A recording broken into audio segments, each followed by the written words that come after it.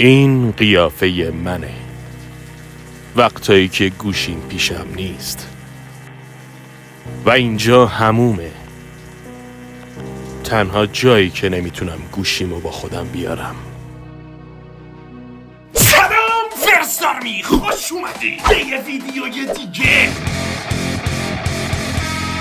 بله، امروز قراره آرزوی نصف پسران سرزمینمو برآورده کنم. گوشی توی حموم. خندم کنی.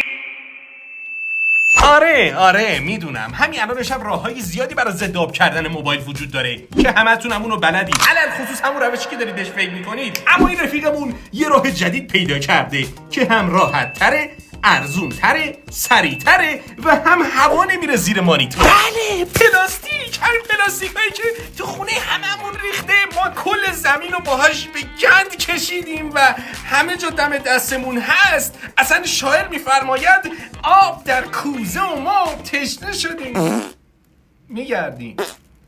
نه ببخش، آب در کوزه پشتش به ماست. خب کاری هم نداره دیگه، میگه بذاریدش تو پلاستیک و بعد سشوار رو میگیریم تا پلاستیک جمع بشه دور گوشی. بیا نگاه کن، پلاستیک داره جمع میشه. یه بار دیگه که بگیرید قشنگ میچسبه به صفحه گوشی. ببینید بچه‌ها، بد نشده ها، ولی من احساس میکنم ما اشتباه انجام دادیم، چون پشتش درست جمع شده و جلوش اینجوری شده.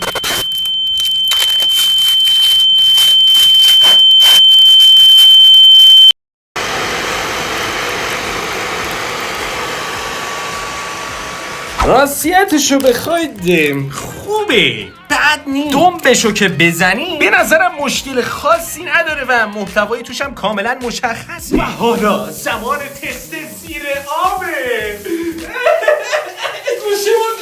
گوشیمون زیر آب داره کار میکنه، روشنه. میبینید هنوز داره کار. وایسا بینم. نه صبر کنید، داره از اینجا آب میره تو. ایرور داد.